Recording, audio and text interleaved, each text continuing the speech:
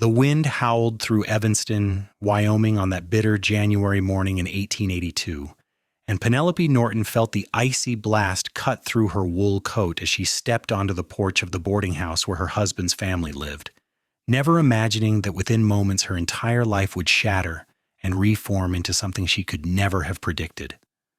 Her hand rested protectively over the swell of her belly, 5 months along now with her first child, as she steadied herself against the railing. The snow had fallen heavily the night before, piling up in deep drifts along the wooden sidewalks and turning the main street into a treacherous expanse of white. She had come to deliver the preserves she had made, hoping to mend the fractured relationship with her mother-in-law, Margaret Norton, though she knew in her heart it was likely a futile effort. Margaret had never approved of her son Thomas marrying a woman from a family of modest means. Penelope's father had been a shopkeeper, not a rancher or businessman, and that had been enough to earn Margaret's eternal disdain. The older woman had made her feelings known at every opportunity over the past year of marriage, her words cutting deeper each time, her disapproval hanging over every family gathering like a storm cloud. Thomas had left 3 weeks ago to drive cattle to market in Cheyenne, leaving Penelope alone in their small cabin on the edge of town. She had been managing well enough, but the loneliness had begun to wear on her, and she had foolishly thought that perhaps reaching out to Margaret might ease some of the tension. Perhaps impending grandmotherhood would soften the woman's heart. She knocked on the heavy wooden door, clutching the basket of preserves against her hip. The door swung open almost immediately, and Margaret stood there, her face as cold as the wind that whipped around them. She was a tall woman, angular and sharp-featured, with gray-streaked hair pulled back in a severe bun. Her dark eyes swept over Penelope with barely concealed contempt. "What do you want?" Margaret asked, not even attempting civility. "I brought you some preserves," Penelope said, trying to keep her voice steady and pleasant. "Raspberry and apricot. I thought you might enjoy them, and I hoped we could talk about the baby." Margaret's lips pressed into a thin line. "Talk? What is there to talk about? You trapped my son with that child, just like I knew you would. Got yourself with child to make sure he could not leave you." The accusation stung, especially because it was so far from the truth. Penelope felt tears prick at her eyes, but she refused to let them fall. "That is not what happened. Thomas and I love each other. This baby is wanted by both of us." "Love," Margaret spat the word like it was poison. "You do not know the meaning of the word. You saw a man with prospects and you latched onto him like a leech. My Thomas could have married Patricia Sullivan, a woman of good family and proper breeding, but no, he had to go and throw his life away on a shopkeeper's daughter." Penelope's hands trembled, and she set the basket down on the porch railing, no longer trusting herself to hold it steady. "I did not come here to argue with you, Mrs. Norton. I came hoping we could find some peace between us for the sake of your grandchild, if nothing else." "My grandchild," Margaret said, and something dangerous flashed in her eyes. She stepped out onto the porch, moving closer to Penelope. "That is assuming the child is even Thomas's, which I have my doubts about. A woman like you, left alone while her husband is away, who knows what you get up to?"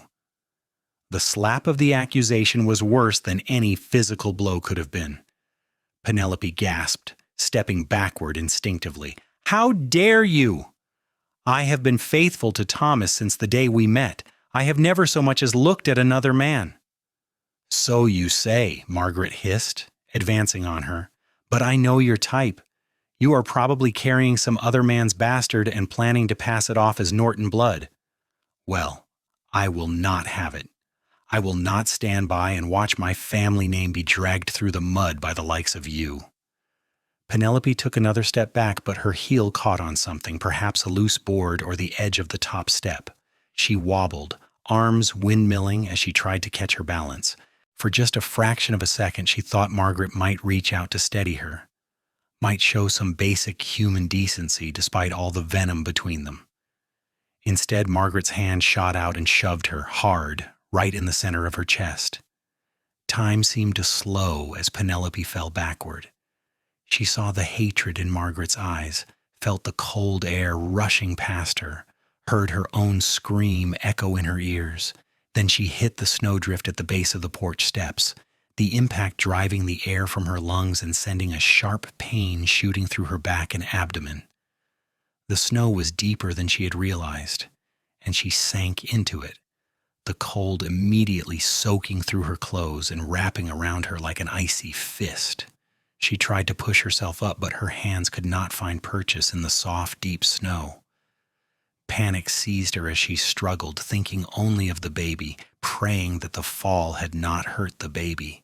Another pain cramped through her middle, and she cried out, tears streaming down her face now as she fought to get free of the drift. "That is what you deserve," Margaret said from above, her voice carrying clearly over the wind.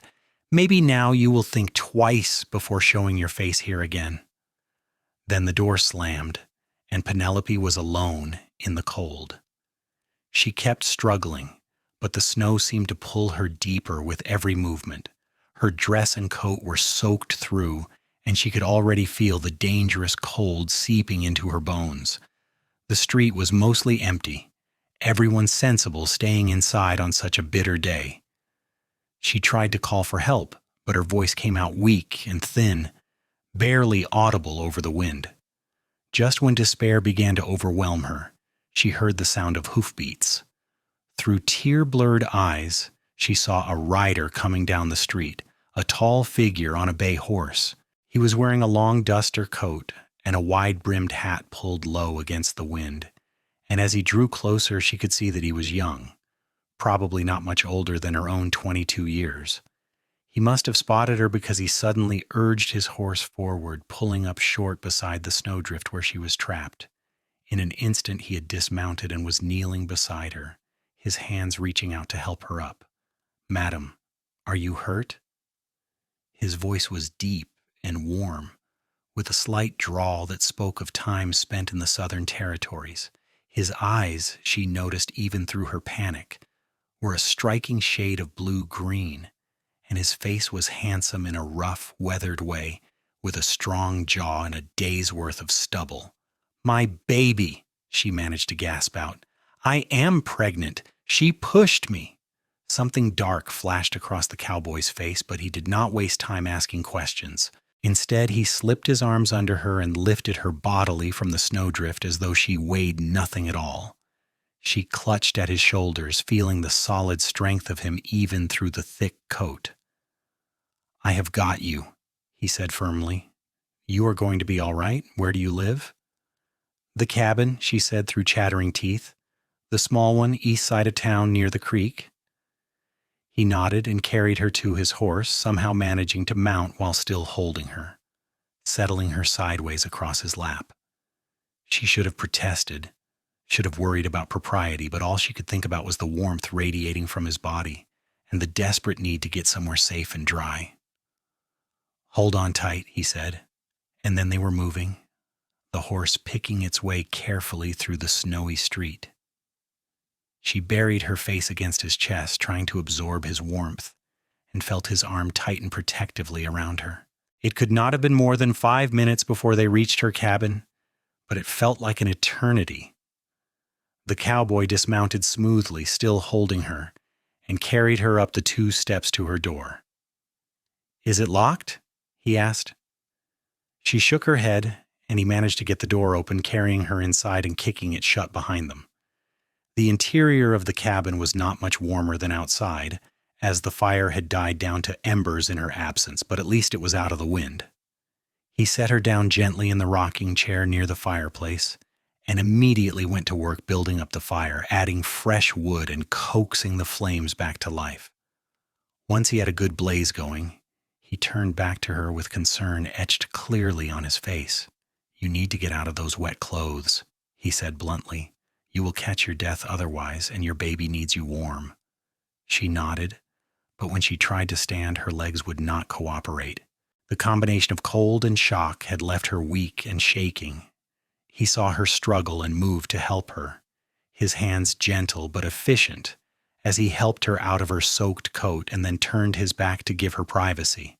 "I will not look," he promised, "but you need to be quick about it. Tell me when you're done." With trembling fingers, she managed to remove her wet dress and undergarments, grabbing a quilt from the nearby couch to wrap around herself. "Done," she said softly. He turned back and nodded approvingly, then went to her small bedroom and returned with a nightgown and her heaviest robe. "Put these on," he said, handing them to her and turning away again. "I will make you some tea." As she dressed in the dry, warm clothes, she watched him move around her kitchen with surprising familiarity, finding the tea tin in the kettle, filling it with water from the pump. He moved with an easy confidence that spoke of a man accustomed to taking care of himself and others. "What is your name?" she asked when she was decent again. He glanced over at her, a slight smile tugging at his lips. "Ethan Daniels, madam. I work at the Double R Ranch, about 10 miles north of here." "I am Penelope," she said, "Penelope Norton." "Thank you for helping me, Mr. Daniels. I do not know what would have happened if you had not come along when you did." His expression darkened. "You said someone pushed you. Was it the woman in that house?" She looked down at her hands, shame washing over her. "My mother-in-law. She's never liked me. I thought I could make peace with her, but I was wrong." "She pushed a pregnant woman into a snowdrift?" Ethan's voice was hard now, anger evident in every word. "What kind of monster does something like that?" "Please," Penelope said quickly, "do not do anything. My husband would not believe me anyway. He thinks his mother can do no wrong. If I tell him what happened, it will only cause more trouble." Ethan brought her the tea he had prepared, pressing the warm cup into her hands. "You need to tell someone. She could have killed you and your baby." "I know," Penelope whispered, feeling tears threaten again, "but I have no one. My parents died 2 years ago. My sister moved to California. Thomas is all I have. And if I force him to choose between his mother and me, I am not certain he would choose me." The admission hurt more than the fall had. She had been trying not to face that truth for months, but saying it aloud made it real and terrible. Ethan knelt in front of her chair, his eyes searching her face. "That is no way to live, Mrs. Norton. No woman should have to wonder if her husband would protect her." "Life is not always fair, Mr. Daniels," she said with a sad smile. "I'm sure you know that as well as anyone." He was quiet for a moment, then asked gently, "Are you feeling any pain from the fall?" She took stock of herself. There was soreness in her back and shoulders, and her abdomen felt tender, but the sharp cramping she had felt immediately after the fall had subsided. "I think I'm all right. The snow was soft, at least. It could have been much worse." "You should see a doctor anyway," Ethan insisted, "just to be certain." "I will," she promised, though she was not sure how she would pay for it. Money had been tight even before Thomas left, and he had taken most of their savings with him for the trip. Ethan must have read something in her expression because he said firmly, "I will take you to Doc Harrison myself, and I will pay for it. Do not argue with me about this." "Mr. Daniels, I cannot accept that. You have already done so much." "You can, and you will," he said, with a stubborn set to his jaw that told her arguing would be futile. "Now drink your tea and warm up. Once you have feeling back in your fingers and toes, we will go see the doctor." She wanted to protest further, but the warmth of the tea and the fire was beginning to seep into her bones, and she felt suddenly exhausted. She sipped the tea slowly, watching Ethan as he moved around the cabin, checking to make sure all the windows were sealed against drafts and adding more wood to the fire. "You do not have to stay," she said after a while. "I am sure you have work to get back to." "I was actually coming into town to pick up supplies," he said. "The ranch foreman gave me the day for it. I have time." "Still, people will talk if they see your horse outside my cabin. A married woman alone with a strange man." He looked at her with something that might have been amusement. "Mrs. Norton, I just pulled you out of a snowdrift where your mother-in-law tried to kill you. I do not much care what the town gossips have to say about it. Your safety and your baby's health are more important than propriety right now." His words, so straightforward and practical, somehow made her want to cry again. When had anyone last put her needs first? When had anyone cared about her well-being more than appearances? She finished her tea in silence, and true to his word, Ethan waited patiently until she felt steady enough to stand. Then he helped her into her dry coat and wrapped a thick scarf around her neck before leading her back out to his horse. Dr. Harrison's office was on the main street, above the general store. Ethan helped her inside and up the stairs, his hand steady under her elbow. The doctor, a portly man in his 50s with kind eyes behind wire-rimmed spectacles, took one look at her pale face and ushered her immediately into his examination room. Ethan waited outside while Dr. Harrison examined her, checking her pulse and temperature, pressing gently on her abdomen, and listening for the baby's heartbeat with his stethoscope. "You were very lucky," he said finally. "The baby's heartbeat is strong and steady. There is some bruising on your back, but nothing appears to be seriously injured. However, I want you to rest for the next few days. No heavy lifting, no long walks in the cold. If you experience any bleeding or severe cramping, you come see me immediately. Do you understand?" "Yes, doctor," she said, relief flooding through her. "Thank you." When she emerged from the examination room, Ethan stood up immediately, searching her face for news. "We are both fine," she said with a genuine smile, "as the baby is fine." She saw the tension drain from his shoulders and realized with surprise that he had been truly worried. This stranger who owed her nothing had been concerned for her welfare.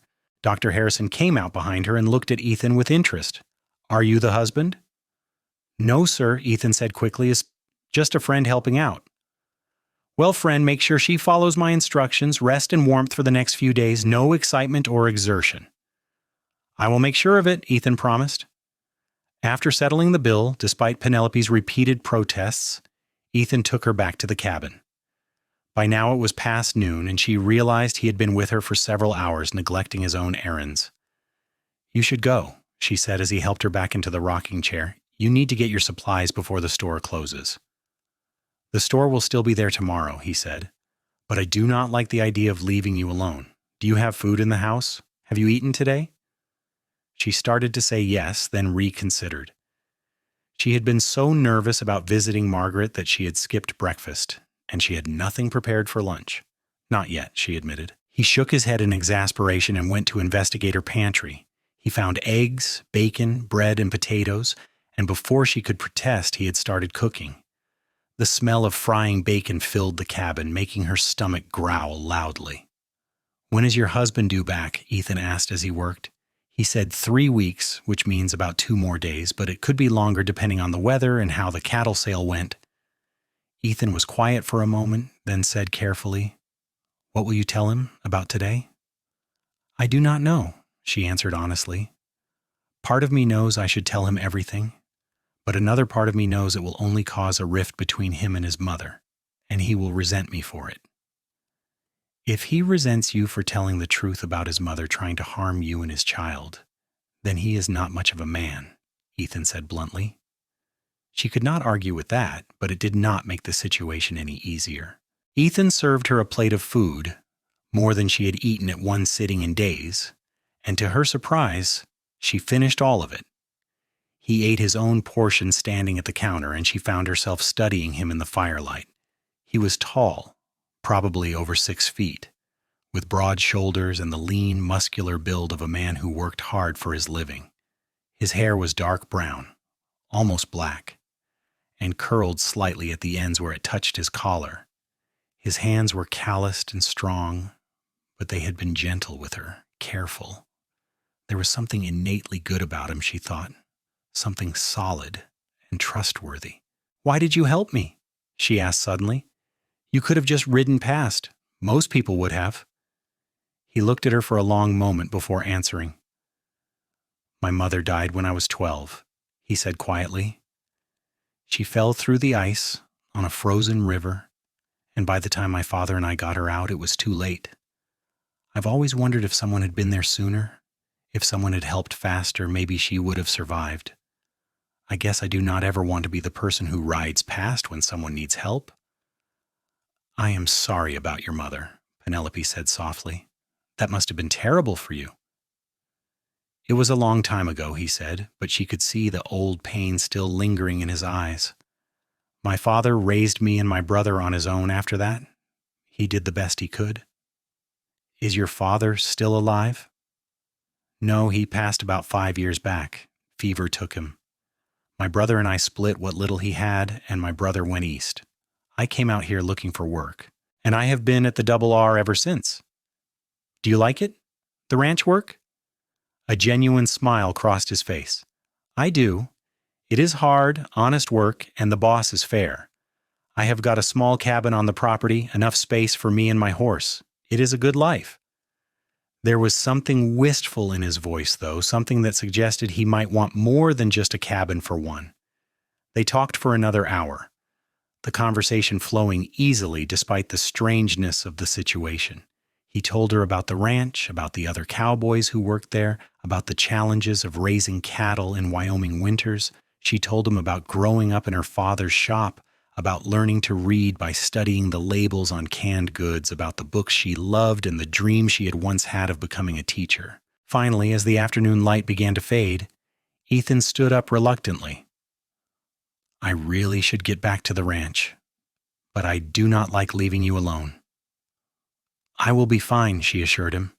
You have done more than enough, more than I can ever repay. You do not owe me anything, he said firmly, but I am going to come back tomorrow to check on you, and the day after that until your husband gets home. Mr. Daniels, you do not need to do that. I know I do not need to, he said, meeting her eyes, but I am going to anyway. Humor me. She found herself nodding, not wanting to argue. And if she was honest, not wanting him to stay away, his presence had been the first comfort she had felt in weeks, perhaps months. He left as the sun was setting, and the cabin felt immediately emptier without him. Penelope sat by the fire, her hand on her belly, feeling the baby move for the first time that day. The movement reassured her, a reminder that despite everything, life continued. Her child was safe for now. That night she lay in bed and thought about the events of the day, about Margaret's hatred and cruelty, about her own naivety in thinking she could bridge that gap, about Thomas and the growing certainty that her marriage was not what she had hoped it would be, and about Ethan Daniels, the cowboy who had appeared like something out of a story when she needed help most desperately. She knew it was dangerous to think too much about him, knew that as a married woman she had no business dwelling on the kindness in his eyes or the gentleness of his hands, but she could not help it. In one afternoon he had shown her more care and concern than Thomas had in weeks. The next morning she woke to another brutally cold day. She stayed in bed longer than usual, following Dr. Harrison's orders to rest, but eventually the needs of daily life forced her up. She tended the fire, made herself breakfast, and tried to keep busy with small tasks that would not overtax her. Around midday there was a knock at the door. Her heart leapt, and she told herself it was foolish to hope it was Ethan.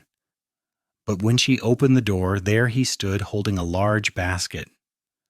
"Morning, Mrs. Norton," he said with a slight smile. "I brought you some things from the ranch. Fresh milk, eggs, some bread the cook made yesterday. She tends to make too much, and I told her I knew someone who could use it."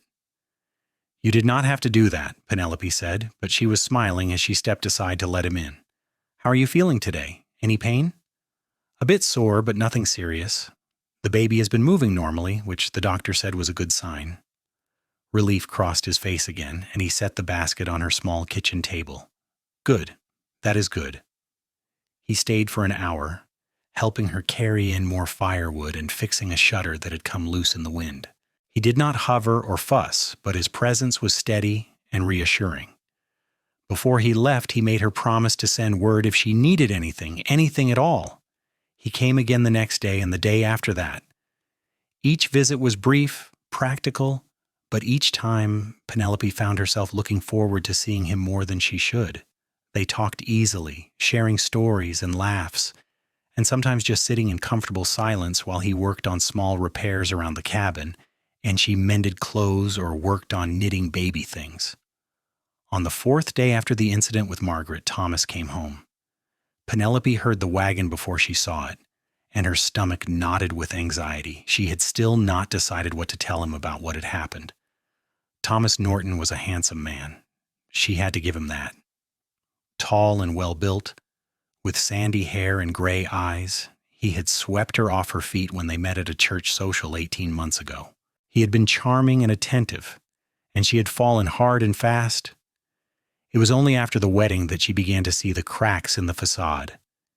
His charm was reserved for when others were watching. At home, he was distant and often critical. His mother's opinions carried more weight with him than Penelope's feelings ever did. He climbed down from the wagon, brushing trail dust from his coat, and looked at her with what might have been pleasure or might have been simple acknowledgement. She could never quite tell with him anymore. "You are looking well," he said, kissing her cheek perfunctorily. "How have you been managing?" "Well enough," she said carefully. "How was the trip?" "Profitable," he said with satisfaction. "The cattle brought a good price. We will have a comfortable winter."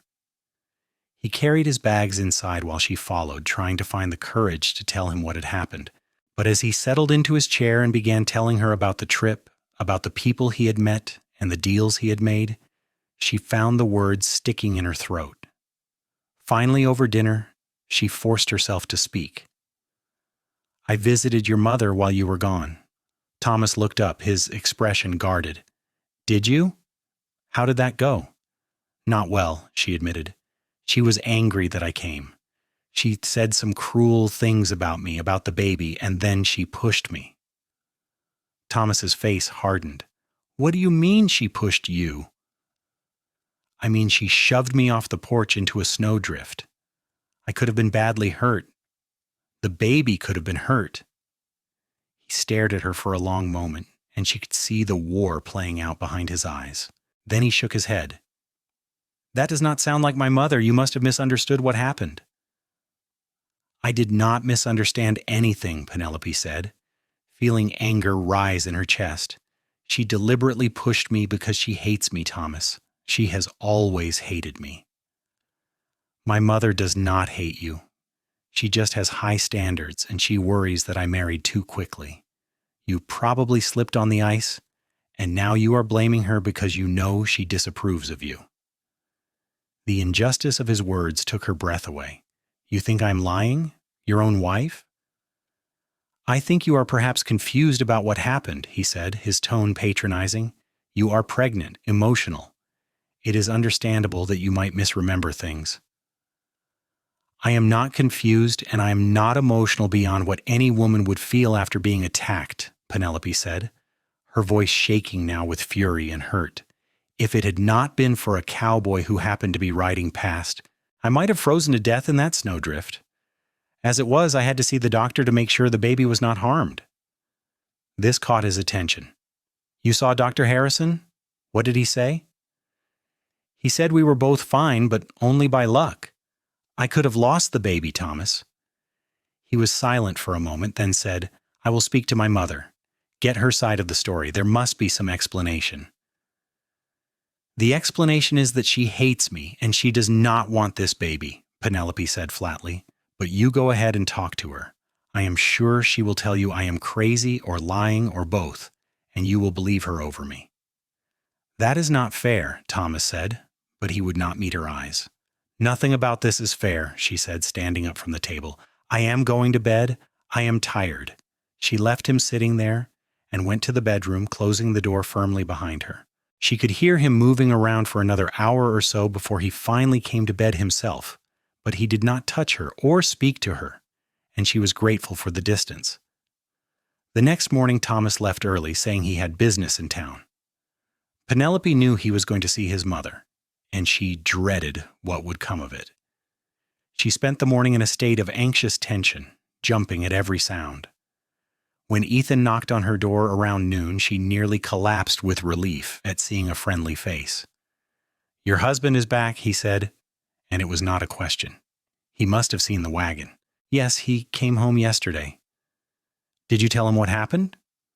She nodded, feeling tears threaten. "He did not believe me. He said I must have slipped, that I was confused. He went to talk to his mother this morning."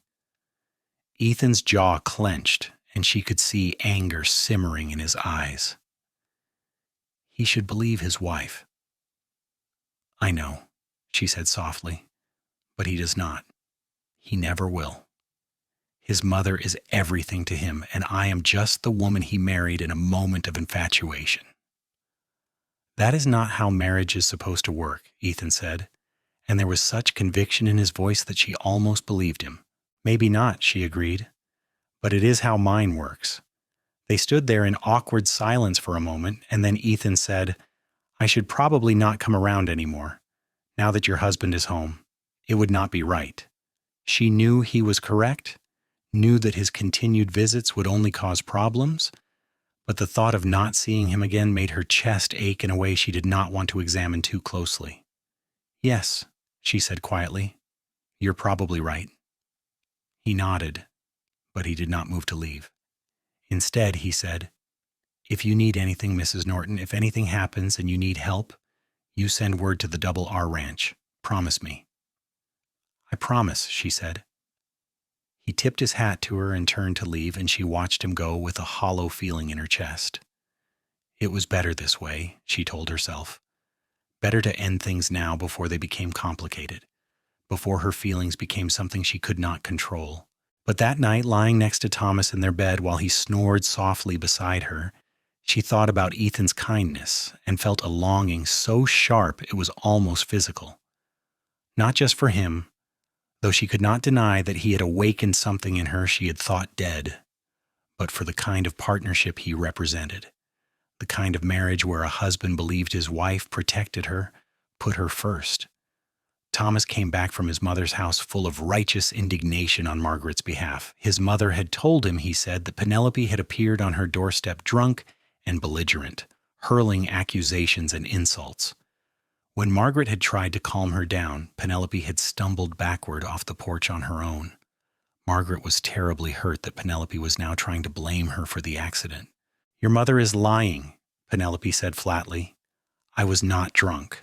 I have never been drunk in my life, and I certainly would not drink while carrying your child. She pushed me, Thomas. She did it deliberately. Why would my mother do such a thing? Thomas demanded. What possible reason could she have? Because she hates me. Because she has always hated me. Because she wanted you to marry Patricia Sullivan, and she has never forgiven me for existing. That is ridiculous, Thomas said. But there was a flicker of something in his eyes that made her think maybe, just maybe, he knew there was truth in her words even if he would not admit it. Believe what you want, Penelope said, exhausted from the argument. But I will not be visiting your mother again, and I do not want her in this house. You cannot forbid my mother from visiting, Thomas said, his face reddening with anger. Watch me, Penelope said, and something in her tone must have convinced him she meant it because he dropped the subject, though he made his displeasure clear through his cold silence for the rest of the evening. The winter weeks passed slowly after that. Thomas was often gone, either working or visiting his mother, and Penelope spent much of her time alone in the cabin. Her belly grew rounder as the baby continued to develop, and she felt the child move more frequently now, strong kicks and rolls that reassured her even as they reminded her of how alone she truly was. She thought about Ethan more than she should have, wondered what he was doing, whether he thought about her at all. She told herself she was being foolish, that he had simply been a kind stranger who helped her in a moment of need, nothing more. But her heart did not listen to her head's logic. One morning in early March, when the snow was finally beginning to melt and the first hints of spring were appearing, Penelope went into town for supplies. She had been avoiding the main street, not wanting to risk another encounter with Margaret, but she was running low on several necessities and could not put it off any longer. She was in the general store, carefully counting out coins to pay for flour and sugar, when she heard a familiar voice behind her. Mrs. Norton. She turned to find Ethan standing there, hat in hand, looking slightly uncertain. He was just as she remembered, maybe a bit thinner, as though he had not been eating well, but his eyes were the same striking blue-green. Mr. Daniels, she said, acutely aware of the store owner's wife watching them with interest. How are you? Well enough, he said. And you? How are you feeling? She placed a protective hand on her belly, which had grown considerably since he last saw her. "We are both doing fine. Due in about 2 months now." "That is good. I am glad to hear it." He shifted his weight from foot to foot, clearly wanting to say something more but aware of their audience. "I am almost finished here," she said on impulse. "Would you walk with me for a bit? I could use the company." Something lit up in his eyes, and he nodded. "I would like that." She completed her purchase, and they stepped out onto the wooden sidewalk together. The day was surprisingly warm, the sun bright overhead, and it felt good to be outside without the biting cold of deep winter. They walked slowly toward the edge of town, not talking at first, just enjoying the fresh air and each other's presence. Finally, Ethan asked quietly, "How are things with your husband?" She considered lying, saying everything was fine, but she found she did not want to lie to him. "They are not good. He still does not believe me about his mother. He barely speaks to me most days. I think he resents me for forcing him to choose between us, even though I am the one who was wronged." "I am sorry," Ethan said, and he sounded like he meant it. "You deserve better than that." "Maybe," she said with a sad smile, "but this is the life I have. I made my choice when I married him." "A choice made in good faith should not bind you to a lifetime of unhappiness," Ethan said quietly. They reached the edge of town, where her cabin sat in its small clearing near the creek. She started to say goodbye, but then impulsively asked, "Would you like to come in for coffee? It is the least I can do after you were so kind to me." She knew it was dangerous, knew that inviting him into her home while Thomas was away was asking for trouble, but she was so desperately lonely, and the chance to talk to someone who actually listened to her, who cared about her thoughts and feelings, was too tempting to resist. Ethan hesitated, clearly torn between wanting to accept and knowing he should not. Finally, he said, "Just for a little while. I do not want to cause you any problems." Inside the cabin, she made coffee while he stood by the fire, and they fell into easy conversation as though no time had passed at all. He told her about the winter at the ranch, about a particularly ornery bull that had kept escaping its pen, about the new foal that had been born just last week. She told him about the baby clothes she had been making, about her hopes and fears for the birth, about the book she had been reading. "What book?" he asked with interest. "Jane Eyre," she said. "Have you read it?" "I have not read much of anything," he admitted. "Never had much schooling. I can read and write well enough for practical purposes, but novels and such were never part of my life." "Would you like me to read to you?" she asked on impulse. "I mean, if you have time." His face lit up in a way that made her heart skip. "I would like that very much." So she read to him, sitting in her rocking chair while he sat on the floor by the fire, and the words of Charlotte Bronte filled the small cabin. She had forgotten how much she loved reading aloud, had not had anyone to share books with in so long. Thomas had no patience for literature, calling it a waste of time. She read for nearly an hour before Ethan reluctantly said he needed to get back to the ranch. As he stood to leave, he looked at her with something in his eyes that made her breath catch. "Could I come back sometime?" he asked. "To hear more of the story?" She knew she should say no, knew that whatever was growing between them was dangerous and wrong, but she found herself nodding. "Yes, I would like that." So began a pattern that would continue through the spring. 2 or 3 times a week, when Thomas was away working or visiting his mother, Ethan would come to the cabin. Sometimes he would help with repairs or chores. Sometimes they would just talk. And often she would read to him, watching the way his face changed with the story, the way he leaned forward during exciting parts, the way he smiled at the happy moments. She knew she was falling in love with him, knew it was wrong, knew it was dangerous, knew it could only lead to heartbreak, but she could not stop herself. Being with Ethan made her feel alive in a way she had not felt since before her wedding. He listened when she talked, valued her opinions, treated her as an equal. He made her laugh. He made her feel seen, and she could tell from the way he looked at her, from the care he took to never touch her more than was proper, from the way his voice softened when he spoke to her, that he was falling too. They never spoke of it, never acknowledged the feelings growing between them, but they both knew, and the knowledge hung in the air between them like something tangible. Thomas remained oblivious. He was wrapped up in his own world, in his work and his mother's concerns, and he barely noticed that his wife was blooming despite his neglect. Or perhaps he did notice and did not care. Penelope had stopped trying to understand what went through her husband's mind. In late April, when Penelope was nearly 8 months pregnant and moving with the careful waddle of a woman carrying a heavy burden, something happened that changed everything. Thomas came home one evening in a foul mood. He had been drinking, something he did more frequently these days, and he was spoiling for a fight. "My mother tells me you have been seen around town with that cowboy," he said without preamble, slamming the door behind him. "The one who pulled you from the Snowdrift." Penelope's heart sank. She had been so careful, had made sure Ethan only visited when Thomas was away, but apparently someone had noticed and told Margaret. And of course Margaret had told Thomas. "His name is Ethan Daniels," she said evenly. "And yes, I have spoken with him a few times in town. He has been kind to me." "Kind to you?" Thomas sneered. "Is that what they are calling it now? While your husband is out working to provide for you, you are entertaining other men in our home?" "It is not like that," Penelope said, though her face heated with guilt, because even if nothing physical had happened, emotionally she had been unfaithful. "He helped me when I needed it, and we have become friends. That is all."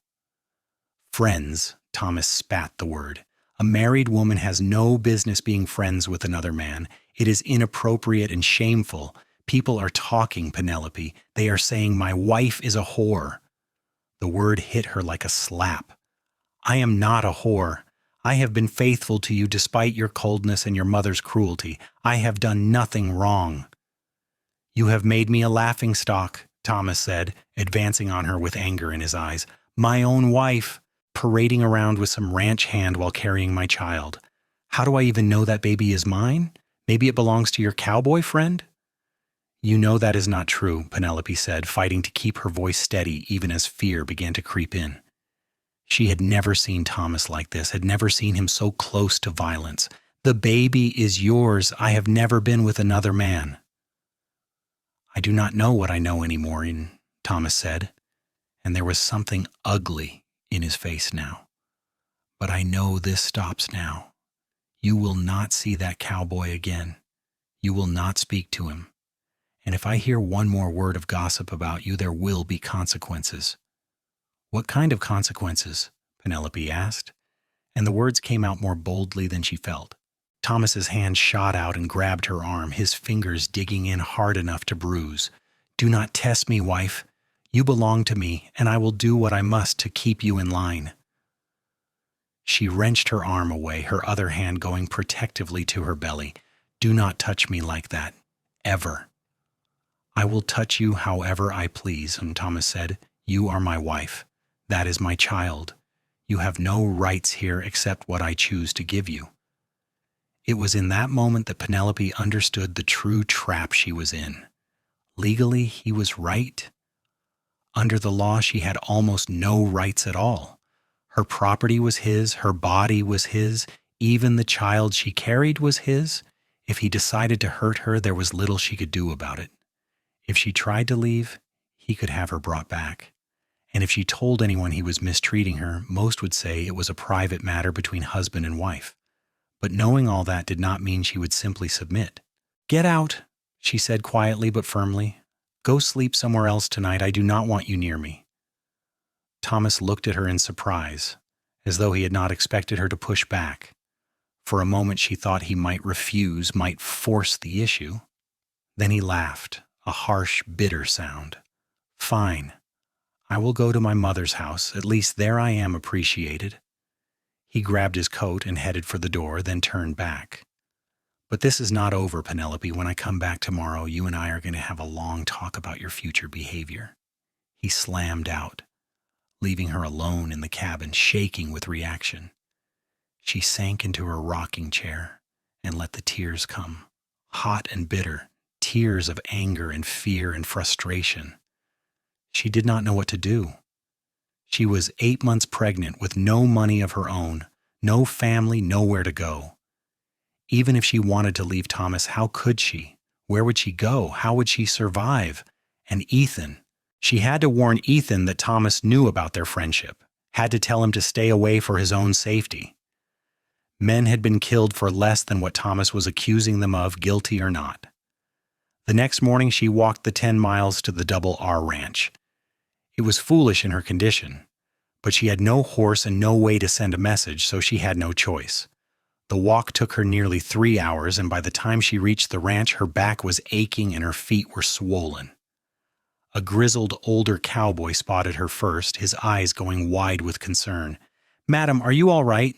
You should not be walking in your condition." "I need to speak with Ethan Daniels," she said breathlessly. "Is he here?"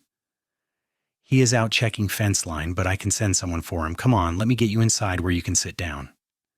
He led her to the bunkhouse and brought her water, and within 15 minutes Ethan came riding up fast, dismounting before his horse had fully stopped. "Penelope," he said, rushing to her side. "What happened? Are you hurt?" She told him about Thomas's accusations, about the threat in his voice and the way he had grabbed her. Ethan's face grew darker with every word.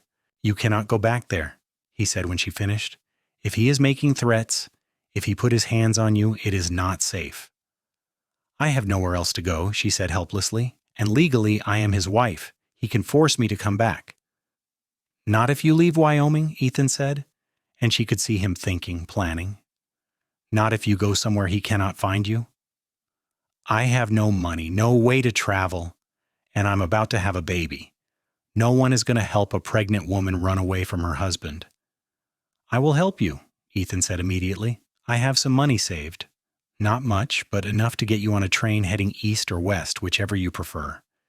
You could go to your sister in California." "Ethan, I cannot ask you to do that," Penelope said, even as hope flared in her chest. "You are not asking. I am offering." He knelt in front of her, taking her hands carefully in his. "Penelope, I know I have no right to say this. I know you are another man's wife, but I have to be honest with you. I have fallen in love with you.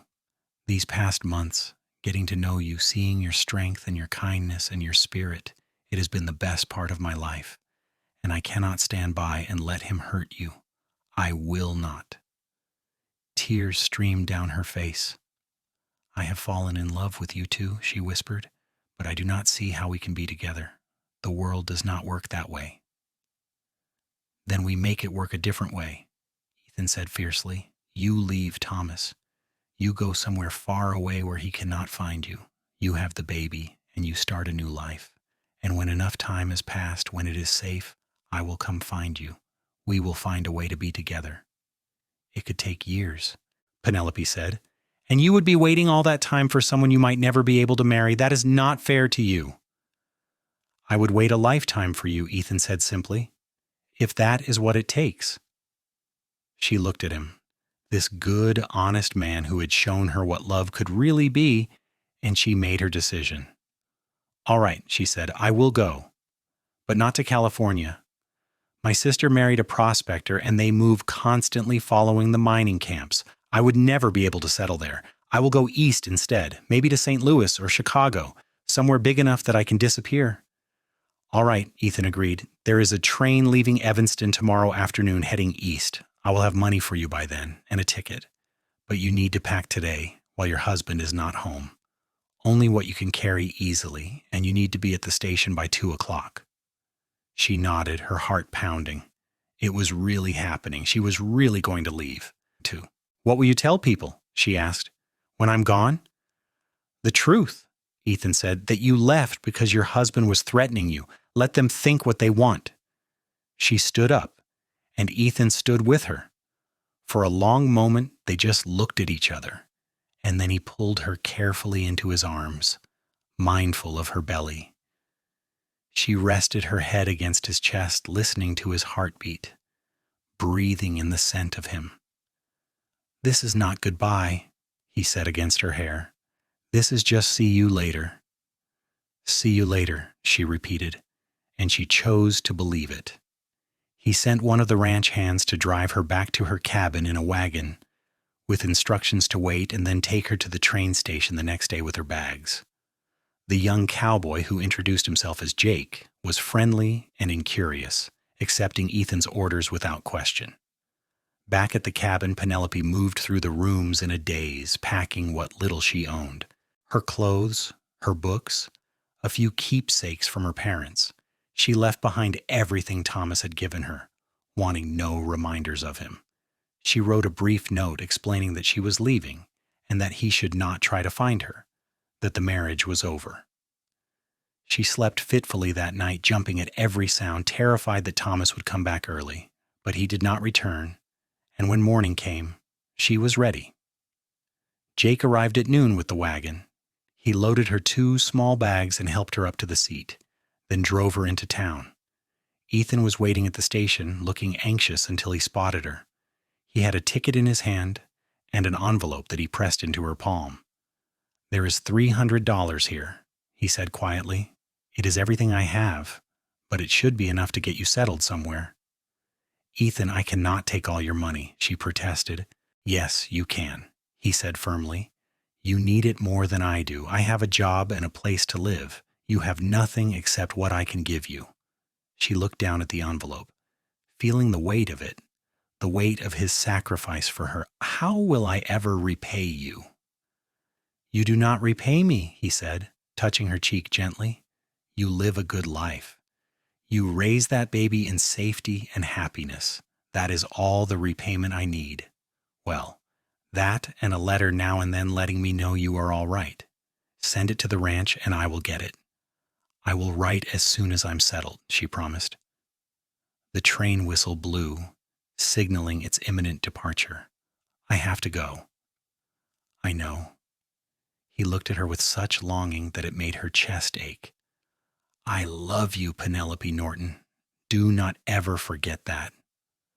"I love you too," she said. And then she was turning away, boarding the train, finding a seat by the window. She watched him standing on the platform as the train began to move, watched until he was just a speck in the distance, and then until he was gone entirely.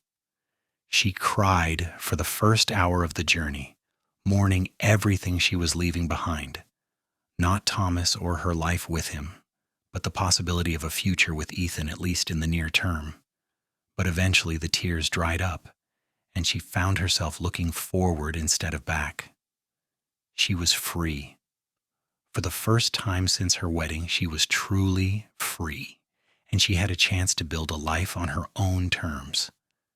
She rode the train for 3 days, changing at various stations, heading generally eastward. She finally disembarked in St. Louis, a bustling river city that seemed big enough to swallow one pregnant woman without notice. She found a boarding house run by a widow named Mrs. Fletcher, a kind-faced woman in her 60s who asked no prying questions when Penelope introduced herself as Mrs. Smith, a widow whose husband had died in a mining accident. She paid for 2 months in advance using some of Ethan's money and settled into a small but clean room on the second floor. 6 weeks later, in early June of 1882, her son was born. The labor was long and difficult, and there were moments when she feared she would not survive it. But Mrs. Fletcher stayed with her throughout, bringing towels and water, and finally, a midwife who talked her through the final pushes. When the baby was placed in her arms, tiny and perfect and screaming lustily, Penelope felt a wave of love so powerful it took her breath away. He had dark hair like his father's, but his eyes, when they finally focused on her face, were a blue-green that reminded her achingly of Ethan. "What will you name him?" Mrs. Fletcher asked. Penelope looked down at her son and knew there was only one name that felt right. "Edward," she said. It was not exactly Ethan, but it was close enough to honor the man who had saved her life and given her this chance at freedom. Edward Smith. She recovered from the birth slowly, and Mrs. Fletcher proved to be a blessing. The older woman helped with the baby, teaching Penelope how to nurse and swaddle and soothe, things her own mother would have taught her if she had lived. When Edward was 2 months old, Penelope wrote her first letter to Ethan. She told him about the birth, about her life in St. Louis, about the job she had found doing mending for a local tailor. She told him she was happy and safe and that she thought of him every day.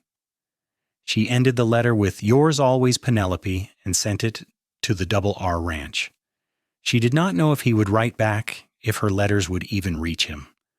But 3 weeks later, a letter arrived at the boarding house addressed to Mrs. Smith. She recognized the handwriting immediately, though it was rougher and less practiced than her own. "Dear Penelope," it read, "I cannot tell you how relieved I was to get your letter and know that you and the baby are well. Things here have been complicated since you left. Thomas has been making a lot of noise about you running off with me, though of course that is not true. He has been to the ranch several times looking for information about where you went, but no one here will tell him anything.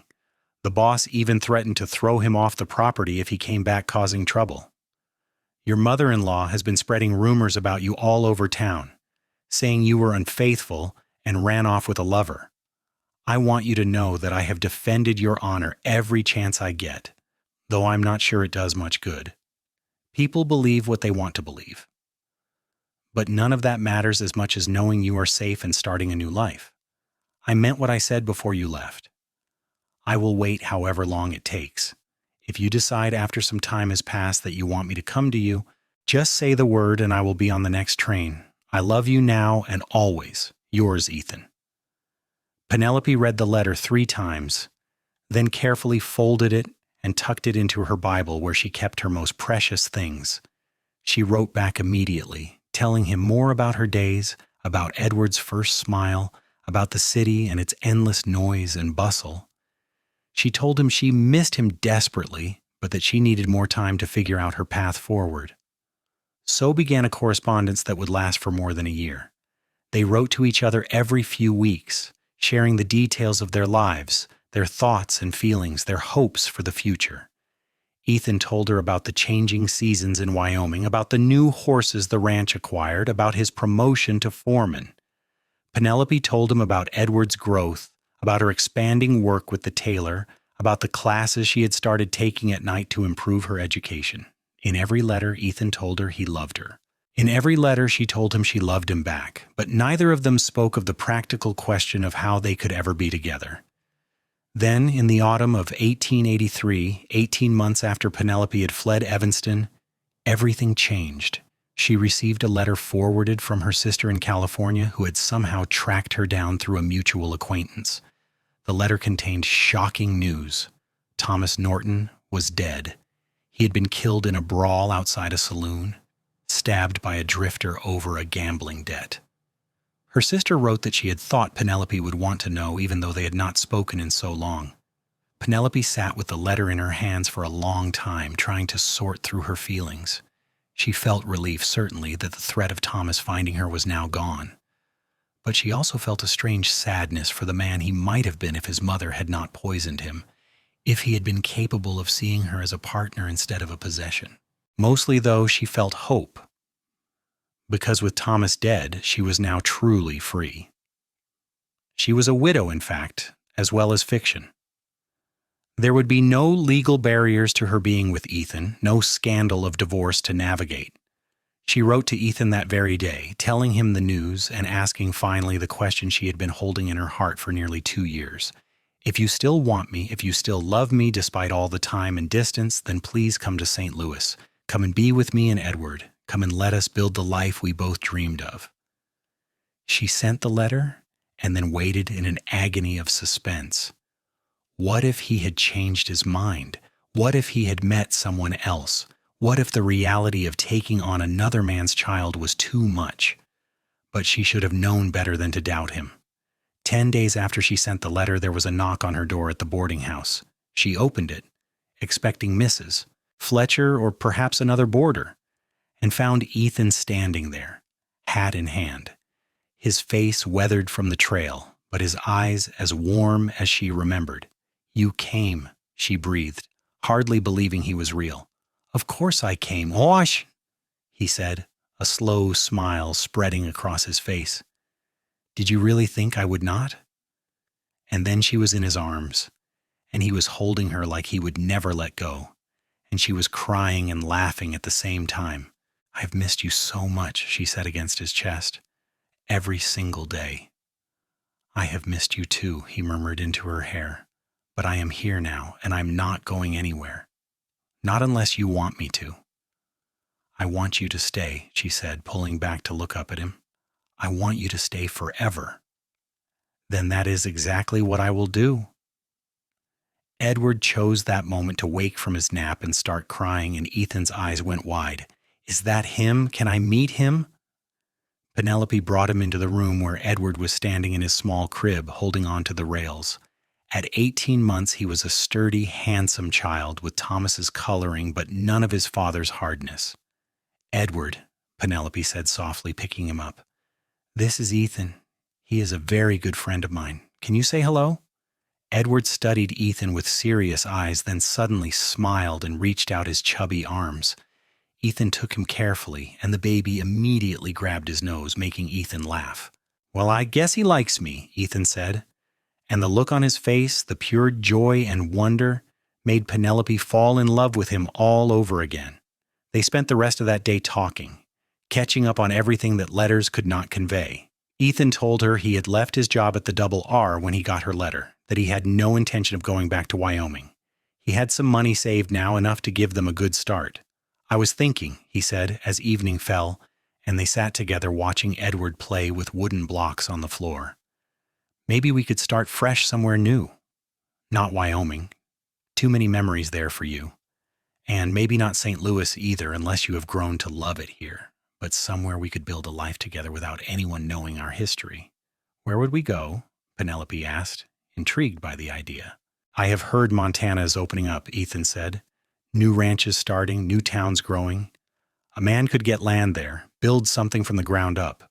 Or if you want to stay in a city, Denver is booming. Lots of opportunities there." "I do not need a city," Penelope said thoughtfully. "I grew up in a small town, and I think I would like Edward to have space to run and play. Montana sounds wonderful." "Montana it is, then," Ethan said with a grin. "We will leave as soon as we can arrange it. But first, there is something I need to ask you properly." He stood and then, to her surprise, got down on one knee in front of her. From his pocket, he pulled a simple gold band. "Penelope Norton, I have loved you from the moment I pulled you from that snowdrift. You are the strongest, bravest, most beautiful woman I have ever known. Will you do me the honor of becoming my wife? Will you let me be a father to Edward and a husband to you for all the rest of our days?" Tears streamed down her face as she nodded. "Yes," she managed to say. "Yes, 1,000 times yes." He slipped the ring onto her finger, and it fit perfectly. Then he stood and kissed her, and it was their first real kiss, soft and sweet and full of promise. They were married a week later in a small church in St. Louis, with Mrs. Fletcher as their witness and Edward toddling around their feet. Penelope wore a simple blue dress, and Ethan wore his best shirt and pants, and they both cried as they said their vows. The minister, an elderly man who asked no questions about their past, pronounced them husband and wife. And when Ethan kissed her again, Penelope felt like her heart would burst with happiness. They left for Montana the next day, taking a train as far as they could and then a stagecoach the rest of the way. They settled in a town called Willow Creek, a growing community in the Gallatin Valley surrounded by mountains and wide open spaces. Ethan found work on a nearby ranch while they got established, and within 6 months he had saved enough to buy a piece of land of their own. It was modest, just 40 acres with a small creek running through it, but it was theirs. They built a cabin together, working side by side, and Penelope thought she had never been happier than those days of hard work and simple living. Edward thrived in the open air, growing strong and healthy, and he took to calling Ethan Papa with no prompting, as though he had always known that this was the man who truly belonged in that role. 2 years after they arrived in Montana, Penelope gave birth to their first child together, a daughter they named Sarah. Ethan was present for the birth this time, holding Penelope's hand through every contraction, and when he held his daughter for the first time, the look of pure love on his face was something Penelope knew she would remember forever. Sarah was followed 18 months later by twin boys, Jacob and Samuel, and their cabin had to be expanded to accommodate their growing family.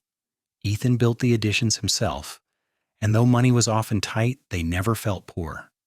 They had each other, they had their children, and they had the land they were building into something beautiful. Edward grew into a fine young man, strong and kind like the father who raised him. He never knew Thomas, never knew that the man who tucked him in every night and taught him to ride and fish was not his biological father. As far as Edward was concerned, Ethan Daniels was his father in every way that mattered, and Ethan loved him exactly the same as the children born from his own body. The years passed, marked by harvests and birthdays, by hard winters and glorious summers, by the small joys and sorrows that make up a life well lived. More children came, until they had 7 in all, the cabin bursting with noise and laughter. Penelope sometimes thought back to that cold January day in 1882 when Margaret Norton had pushed her into the Snowdrift. It seemed like something from another lifetime, something that had happened to a different person. But she would always be grateful for it in a strange way because it had led her to Ethan. That moment of cruelty had, in its way, been the beginning of her real life. She and Ethan never returned to Wyoming. They heard through occasional letters that Margaret had died a few years after Thomas, alone and bitter to the end. They heard that the Norton family ranch had been sold, that the name was forgotten in Evanston. It all felt very far away and long ago. On their 25th wedding anniversary, Ethan took Penelope on a picnic to the spot where they had first broken ground on their cabin. Their children were grown, or nearly so, some already moved out and starting families of their own. Edward had married a lovely young woman named Alice and was working as a foreman on a large ranch near Helena. Sarah was teaching school in Willow Creek. The twins were helping Ethan run their expanded ranch, which now stretched over 300 acres. "Did you ever think we would make it this far?" Penelope asked, leaning against Ethan's shoulder as they watched the sunset paint the mountains gold and pink. "I knew we would," Ethan said confidently. "I knew from the moment I saw you in that snowdrift that you were the woman I was meant to spend my life with. It just took a while for the rest of the world to catch up." "You saved my life that day," Penelope said softly. "You saved me in every way a person can be saved." "No," Ethan said, turning to look at her with those blue-green eyes that still made her heart skip after all these years. "We saved each other. You gave me a reason to believe in love, in family, in building something that matters. You gave me a purpose beyond just existing. Everything good in my life came from you." "I love you," she said. The words as true now as they had been that first time she had said them, standing on a train platform saying goodbye. "I love you too," he replied, kissing her temple, "and I will love you until the day I die and beyond." They sat there as darkness fell, holding hands and watching the stars come out one by one. Behind them, their cabin glowed with warm light, and Penelope could hear the distant sound of their children's voices, laughing and talking. This was what happiness looked like, she thought.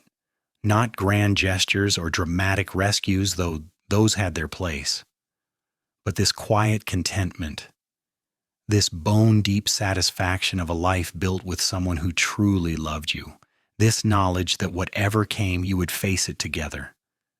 Years later, when Penelope was old and gray, surrounded by children and grandchildren and even a few great-grandchildren, she would tell them the story of how she met their grandfather.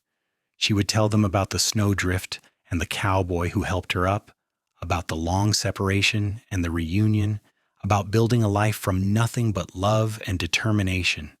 And she would tell them that sometimes the worst moments of your life lead you to the best ones, that sometimes you have to lose everything to find what you were meant to have all along. That love, real love, is worth fighting for, worth waiting for, worth every sacrifice and hardship. Ethan would sit beside her during these tellings, holding her hand just like he had that first day in her cabin when he brought her tea and promised to help. And when she finished the story, he would always add the same ending. And they lived happily ever after, because how could they not when they loved each other so much? And it was true. They did live happily ever after, not because their life was perfect or easy, but because they chose each other every single day. because the cowboy who helped her up from that snowdrift never let her fall again, because the love that began on the coldest winter day grew into something warm enough to last a lifetime. Their story became family legend, passed down through generations, a reminder that kindness matters, that love transforms, that even in the darkest moments there is always hope for a better tomorrow. And whenever the youngest children would ask if it was a true story, really and truly true, the older ones would smile and say, yes, it was all true. Every word. From the snowdrift to the sunset, from Wyoming to Montana, from the moment the cowboy saw the woman who needed help to the moment they took their last breaths together, old and content and surrounded by the legacy of their love. It was all true. And it was, in every way that mattered, a perfect ending. The kind of ending Penelope had never dared to dream of when she was young and trapped in a loveless marriage. The kind of ending Ethan had worked for and waited for and earned through his steadfast devotion. The kind of ending that proves in the end that love really can conquer all.